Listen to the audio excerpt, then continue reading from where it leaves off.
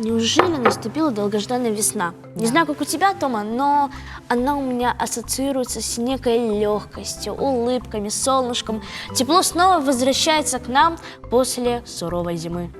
Да, согласна. У меня, например, весна ассоциируется с цветами, с нежностью, ну и, конечно, с нашими пернатыми друзьями, потому что это очень приятно просыпаться под пение птиц. Да, первые весенние птицы, которые к нам прилетают, приносят на крыльях нам весну, тепло и радость.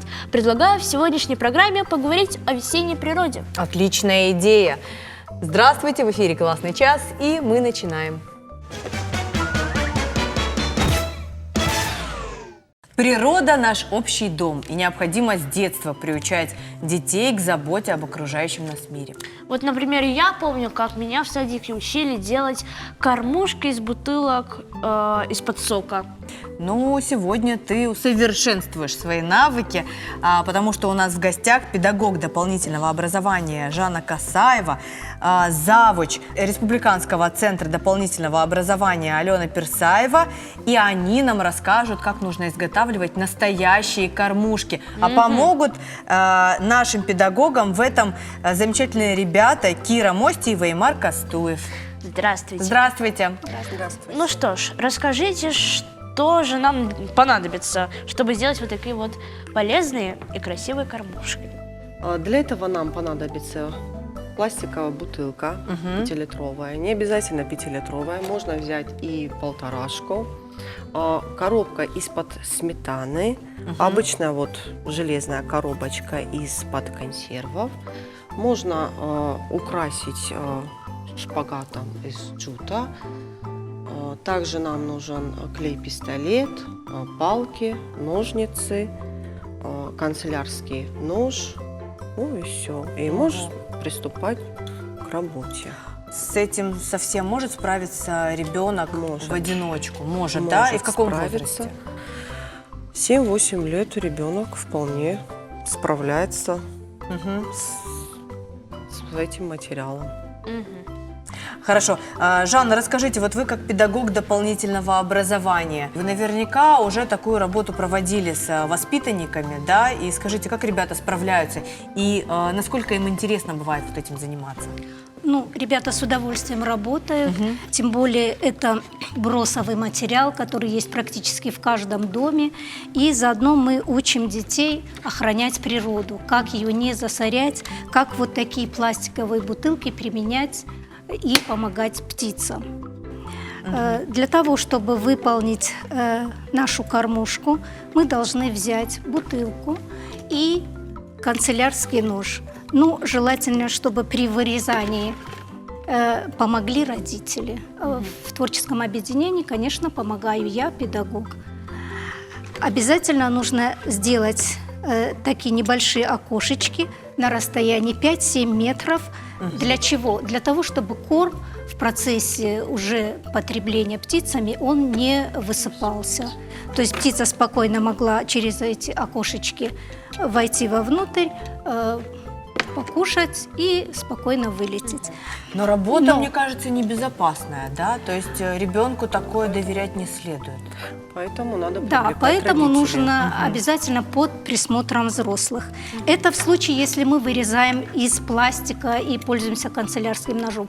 В том случае, если мы делаем кормушку просто из коробки, из-под обуви, то в этом случае, конечно, безусловно, дети могут справиться самостоятельно. А эта работа сколько занимает по времени?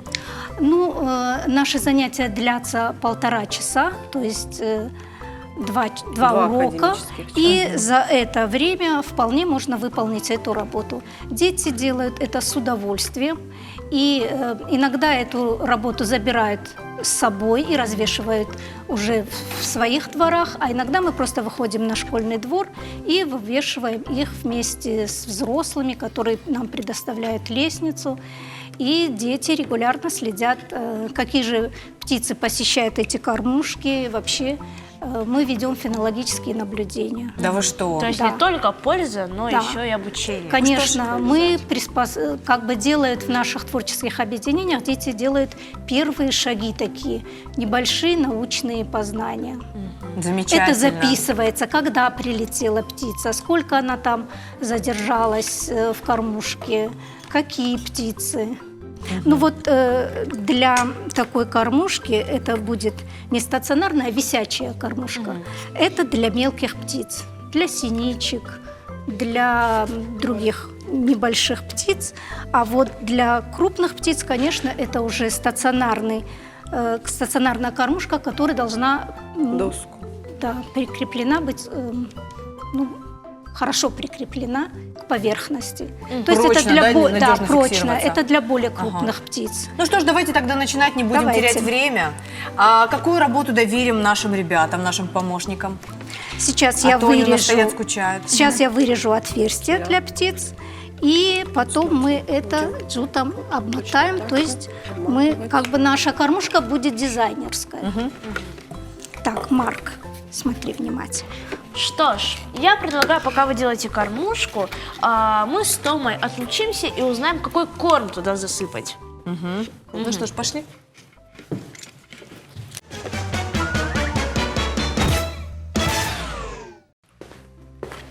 Но продолжая тему заботы о животных, о птицах, хотелось бы поговорить с учеными Северо-Остинского государственного природного заповедника, териологом Павлом Вейнбергом и орнитологом Юрием Комаровым. Здравствуйте. Добрый вечер. Расскажите о заповеднике, какие животные там обитают. Так, сразу конкретизируем. Животное – это все, что шевелится. Да. Так, значит, млекопитающие, птицы, рептилии, насекомые – это все животные. Вас что интересует? Нас интересует все. Мы сегодня говорим о пробуждении природы, о жизни природы весной, и нам бы хотелось узнать, какие изменения происходят в этот период, и как человек может помочь природе, и нужно ли человеку помогать. Вот это очень важное дополнение. Наверное, лучше не мешать. Да, природа все сделает сама, в принципе. Человек большую часть истории он мешает природе. Да? Убивает животных, вырубает леса и так далее. Да? Меняет течение рек. Значит, что происходит? Ну, да, действительно, пробуждение. В каких-то случаях в прямом смысле этого слова. То есть, например, звери, которые на зиму залегают в берлоги, в норы и спят. Например, такие как барсук, медведь. Это у нас вот в горах, да? А на равнине это будут какие-нибудь суслики, тушканчики. Вот они все с повышением температуры начинают активничать, выходят из нор, да, и пробуждаются, да. Но надо сказать, что последние годы у нас такие зимы странные. Вот, например, в декабре и январе было очень тепло, да, и медведи у нас ходили. Вот, значит, в конце января, в начале февраля выпал снег, да, и сейчас часть медведей залегла. Прежде всего, медведи с медвежатами. Сбился режим сна у них, Да, в какой-то мере вот прям как у меня. такая аномальная погода, она нарушает привычки зверей. Да и птиц тоже. Вот с этой оляпкой, которая, да, гнездилась в январе, да? Да. Вот. Это совершенно ненормальное явление. Птица, которая у нас, ну пусть она зимует, но она гнездится зимой. И успешно вывела птенцов зимой. Да вы что? Да, да. Это единственный случай на территории страны найдено зимнее гнездование этого вида. У нас наши дорогие гости сейчас тоже в процессе, они изготавливают кормушку, да? Вот поясните, пожалуйста, для наших телезрителей, чем отличается кормушка от скворечника? Наверное, вопрос к орнитологу. Но, в принципе, грамотный человек всегда скажет, что кормушка – это какое-то сооружение для того, чтобы кого-то покормить. Да. А синичник и скворечник – это место, где птица размножается, где она прилетит и устроит здесь гнездо. Знаете, Вот это и основное отличие. Кормушку делается, вот представьте, полочка такая небольшая, дощечка. Она кантуется какими-то краями и насыпается ком на веревочке, вешается на дерево, там, на кустик куда-нибудь, и птица сама находит этот корм. А синичек и скворечник вы делаете, вывешиваете в лес, в парк, в природу, короче. Вот. И потом это гнездовье находит птица, заселяется в нем и радует вас своими песнями целое лето. А вы можете нам рассказать, вот сейчас вот про природу Северной Осетии поговорим. Какие птицы будут радовать Нас всю весну и да. лето. Так, ну, во-первых, надо сказать, что сейчас, вот в настоящее время, у нас через территорию Осетии идет пролет, начался, вернее, пролет птиц. Уже летят полевые жаворонки, уже летят белые трясогузки, и по Тереку, в пределах города, вы можете видеть передвигающиеся стайки. Вот надо понаблюдать, интересно. Да. Ну и ряд еще птиц, которые уже начали свой перелет. Но этот перелет сейчас немножко остановлен. И дело все в том, что у нас на дворе вернулась зима. Знаете? И вот этот снегопад, который сейчас уже идет, он этих птиц затормозил на пролете. А что они делают сейчас? Они где-то сейчас вот скрываются? И сели ждут. куда-то и ждут. Ждут хорошей погоды, чтобы можно было полететь дальше. Вот это, ну, всех этих птиц, которые уже прилетели через город, вы всегда можете увидеть у нас, например, по пойме Терека. Это основной пролетный путь.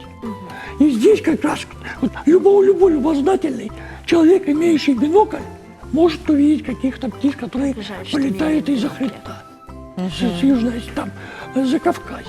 Вот как раз пролетный путь идет через Закавказье, через водораздельный хребет и по поймам крупных наших рек. Ардон, Терек, Урух. Вот эти места интенсивных полетов птицы нашей печи. А если такая плохая погода продолжится, и птицы будут долго сидеть и ждать, это будет очень плохо? Это будет очень плохо. Они начнут погибать, если человек им не поможет. Вот так, в как таких помочь случаях, тогда? получается, вот, нужно вот это помогать. один из тех случаев, когда человек может помочь. Каким образом? Вот как раз кормушки, о которых мы начали говорить. А как понять, где эти кормушки Правильно вывешивать? расположить. Да. В любом месте, на балконах, просто за окном. То есть на территории города можно, да, Конечно это же, все на делать? территории города. Но кормушки, они бывают разные. Есть стационарные, есть просто такие быстрого реагировать.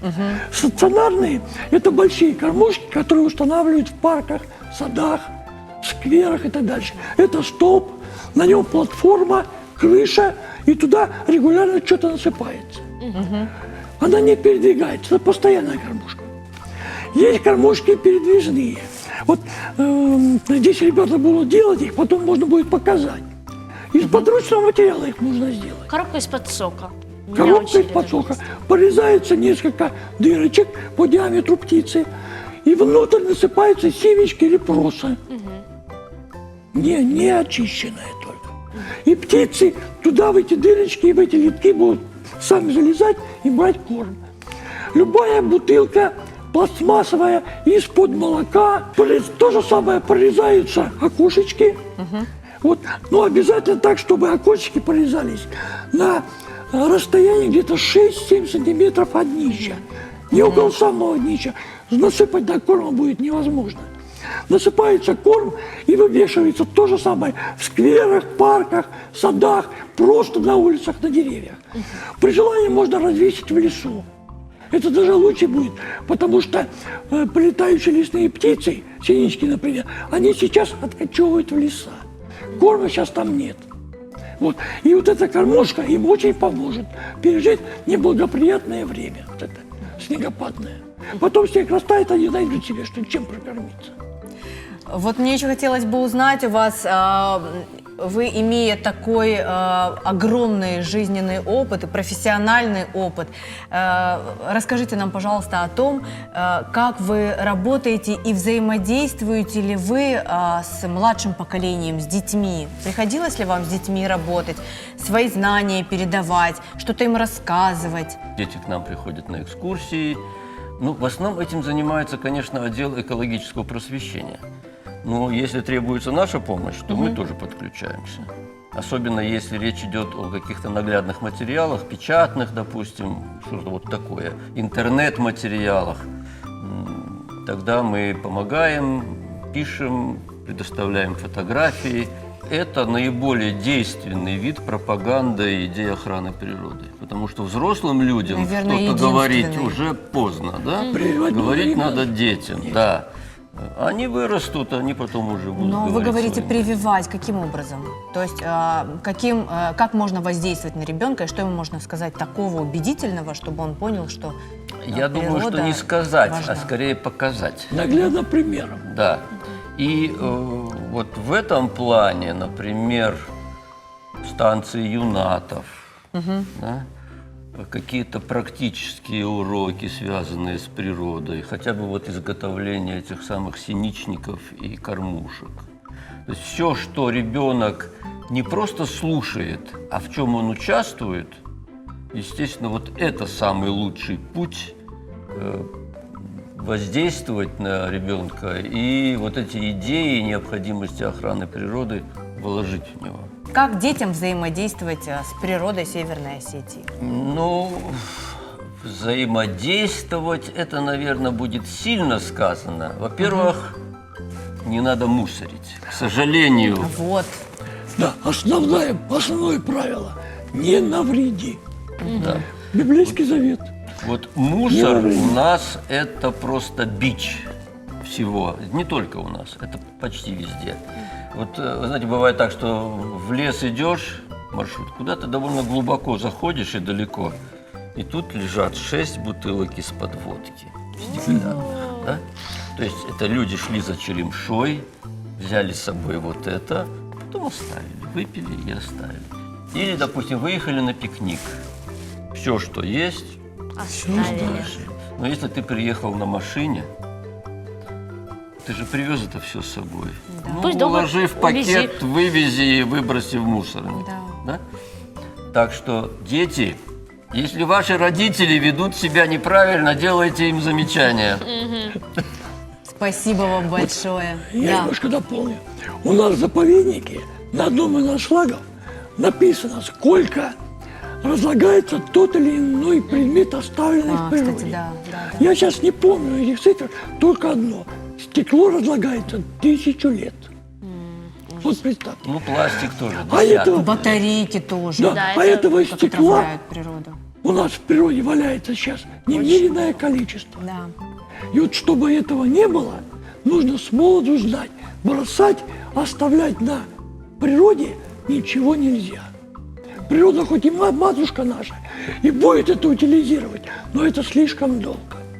И последующие поколения могут не увидеть тех красот, которые встретят, которые увидят вот эти молодые люди, которые сейчас живут. Понимаете? Потому что все будет засорено. И вот чтобы этого не было, не сори. В общем, короче, нужно соблюдать библейские заповеди. Не навреди, не рви, ну и так дальше. Да, дальше не будем. И все, и тогда будет все хорошо. Спасибо вам большое. Спасибо. Я надеюсь, что наши юные зрители вас услышали. Если Я не даже в этом услышали, то- уверена. Спасибо за интересную информацию. С вами было очень приятно общаться. Взаимно. Спасибо.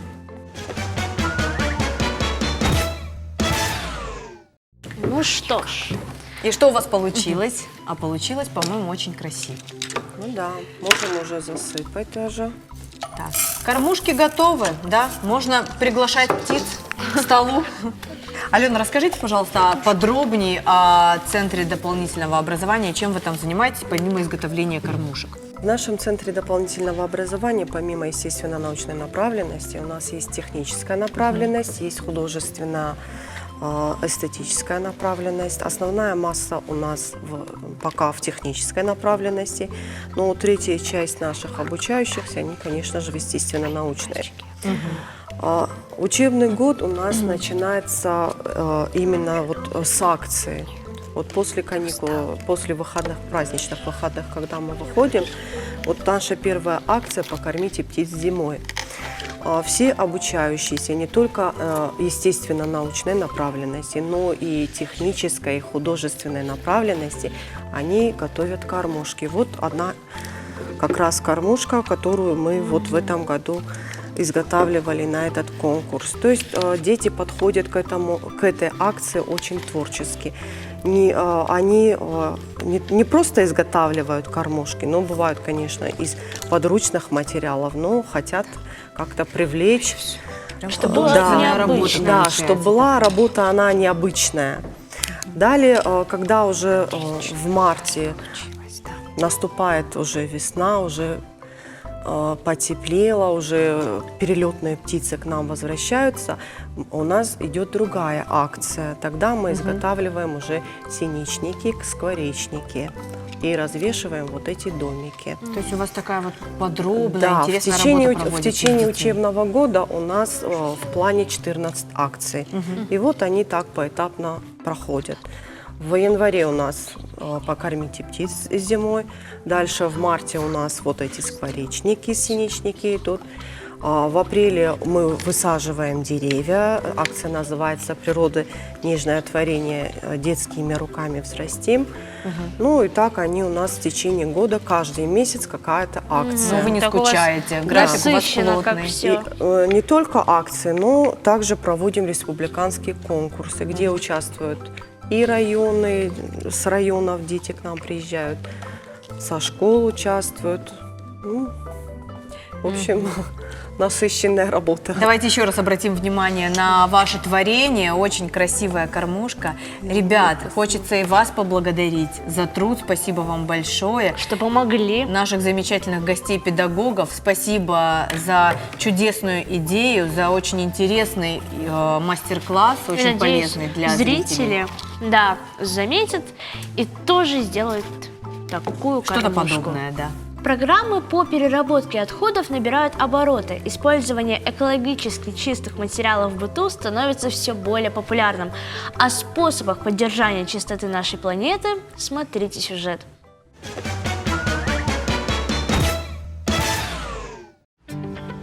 Маленькой Кире всего 2 года, но что такое природа и как ее беречь, знает лучше многих взрослых. Любовь к окружающему миру ей привила старшая сестра. Вместе они читают книги, смотрят развивающие мультики об экологии, делают гнезда для птиц, сажают цветы и деревья. Экологическое воспитание для ребенка очень важно, и именно с детства оно должно идти, потому что именно в детстве человек получает какие-то основные знания обо всем, в принципе, что его окружает, и потом он в более осознанном возрасте эти знания уже применяет. Как и любой другой ребенок, Кира любит играть с игрушками. Но даже при их выборе сестра дает предпочтение натуральным материалам, которые не оказывают негативного влияния на здоровье и экологию. Такие игрушки могут быть сделаны из дерева, хранятся долго, не ломаются и дают малышу реальное представление о мире и природе. Вообще дети заинтересованы деревянными игрушками, почему-то им кажется, что это круто, это здорово. Вот. И плюс ко всему они еще смотрятся эстетично, мне кажется. Есть у нас и посуда деревянная. Я думаю, у каждого в доме всегда были вот эти разрисованные ложки деревянные. Вот Кира очень любит этими ложками кушать и играть. Ей это нравится. И плюс ко всему она еще и деревянная, то есть как-то экологичная. Бережному отношению к окружающему миру должны учить не только дома, но и в школе. Такого мнения придерживается директор 4-й гимназии Сослан Цуцев. Лауреат Нобелевской премии по физике Нильс Бор сделал страшное пророчество. Он сказал, что человечество погибнет не от войн и эпидемий, а похоронит себя под горами собственных отходов и мусора. Мы это страшное пророчество хотим изменить. Дети – это наше будущее. Если не заниматься эко-воспитанием, то этого будущего не будет. Так уже несколько лет в школе проводят экологические часы. Дети учат стихи, готовят доклады, смотрят познавательные мультики, участвуют в субботниках. Но самыми любимыми неизменно остаются акции по сбору батареек. У нас это проходила всероссийская акция, которую мы решили продолжать. Данный вид отходов, его нельзя выбрасывать в общий бытовой мусор, он должен перерабатываться отдельно. Мы привили это понимание детям, и теперь они сами приносят, мы просто раз в четверть с классными руководителями и замом по хозяйственной части собираем и передаем их на переработку. Поколение, которому предстоит жить в мире будущего, наши дети. Поэтому важно воспитывать в ребенке внимательное и бережное отношение к природе. Но нужно помнить, результат будет только тогда, когда вы сами будете показывать это на своем примере. Анна Супоева, Олег Рамонов, Аслан Иларов, Осетия Рюштон.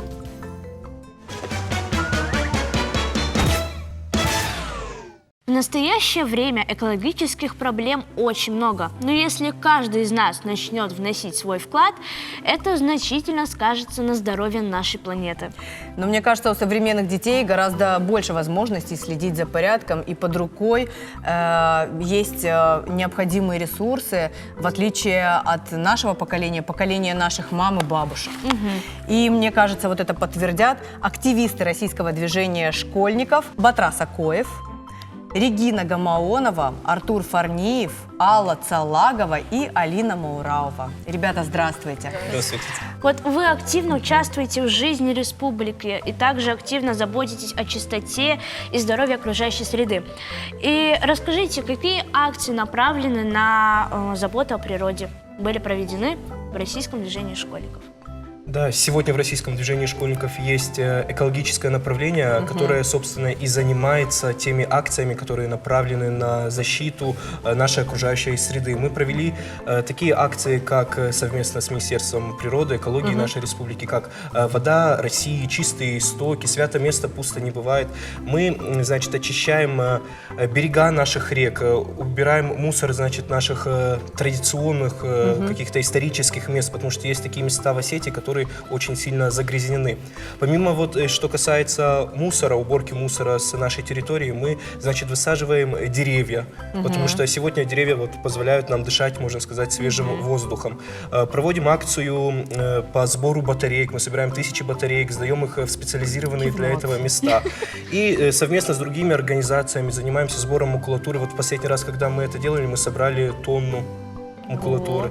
И сегодня очень важно, многие говорят о значимости экологии, да, и когда говорят, зачем нужно этим заниматься, я думаю, что вот сейчас на молодежи не надо ставить крест, потому что мы все не жертвы интернета, интернет нам, наоборот, помогает выяснить какие-то проблемы. И сегодня нужно правильно им пользоваться. Нужно правильно им пользоваться. И сегодня он, наоборот, нам позволяет заботиться о нашей экологии, потому что сегодня, благодаря этому же интернету, наша организация имеет свои социальные странички, наше направление имеет экологическое социальные странички. Каждый может зайти туда, поинтересоваться о проектах российского движения школьников. Мы проводим ежегодно проекты как «Экотренд РДШ», где проводим какие-то активности, да, которые вознаграждаются. То есть за то, что ребенок будет просто активничать и помогать природе, он будет получать за это вознаграждение. Ну вот вы говорите, мы проводим, мы участвуем. Да. Вот мне интересно, вы все, у вас достаточно большая, широкая организация, и мне интересно, дети какого возраста бывают вовлечены в подобные акции?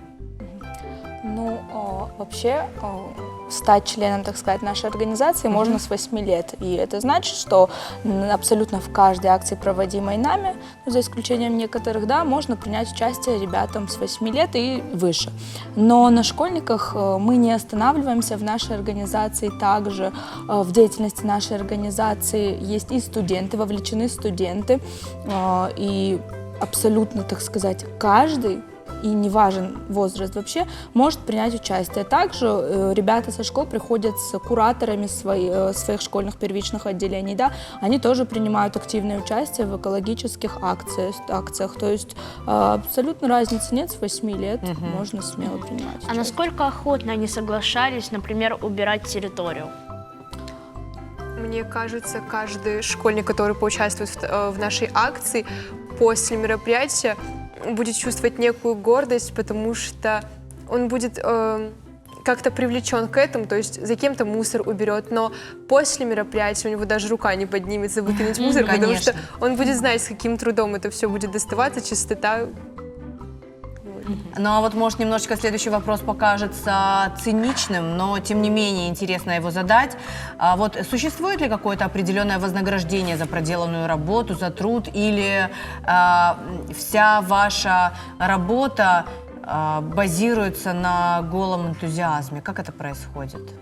Конечно, нас вознаграждают за то, что мы убираем, но мы стремимся не за вознаграждение убирать, а сами к этому как бы стремимся, То чтобы есть это не главная цель, да? Нет, чтобы наш город был чистым и, ну и как бы чтобы экология не загрязнялась наша. А вот я знаю, что ты тоже являешься обладателем наград, да, за проделанную работу. Ну, похвастайся нам, расскажи подробнее о том, чего удостоился. Была акция «Вода России». Мы очищали берега Терека, реки Терек. На этой акции наградили несколько ребят, ну и в том числе Самых и меня. активных, да, наверное? Да, и в том числе и меня.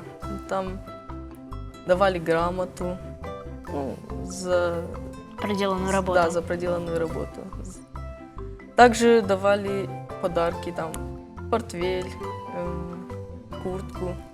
Но что ты чувствовал, когда понял, что твоя работа вот так вот высоко оценивается, что ее заметили? Это ведь важно. Конечно, чувствовалась гордость, хотелось больше убирать город.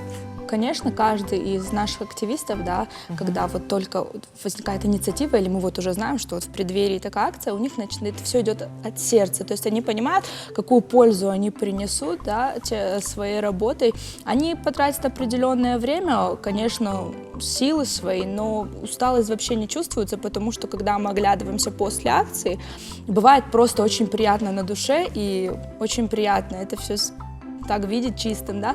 Но помимо этого всего, каждое мероприятие, проводимое нашим движением, да, в том числе экологическое, они все записываются в личную книжку волонтера.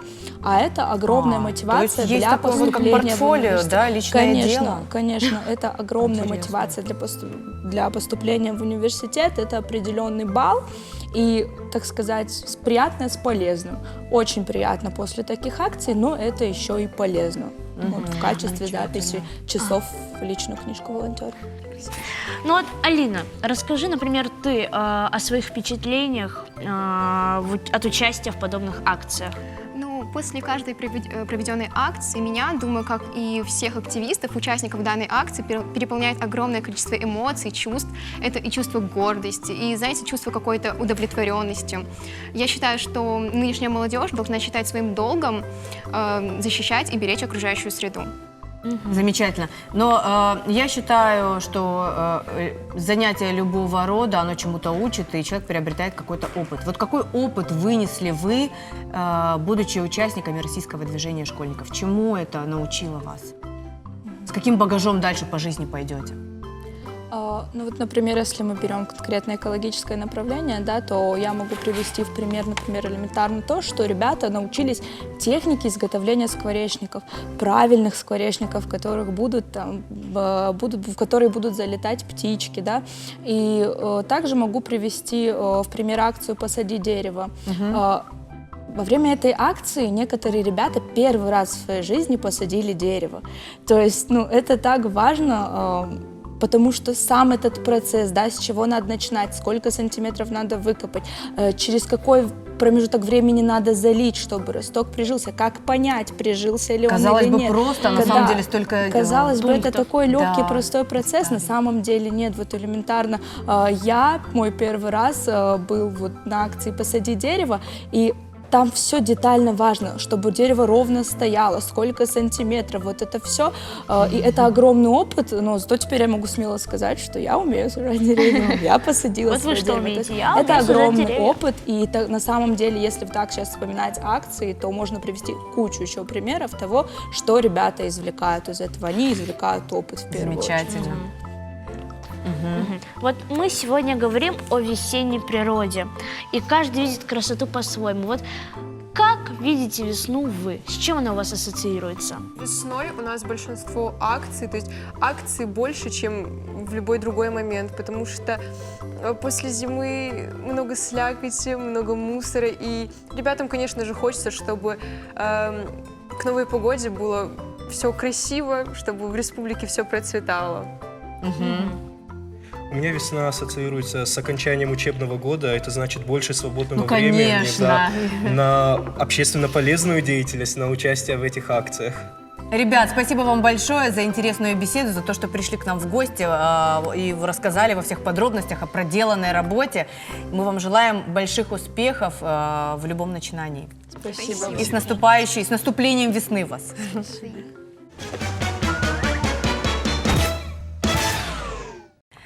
Берегите природу, друзья, и пусть весна дарит вам радость и позитивные эмоции. Это был классный час. До новых встреч в эфире. Пока-пока.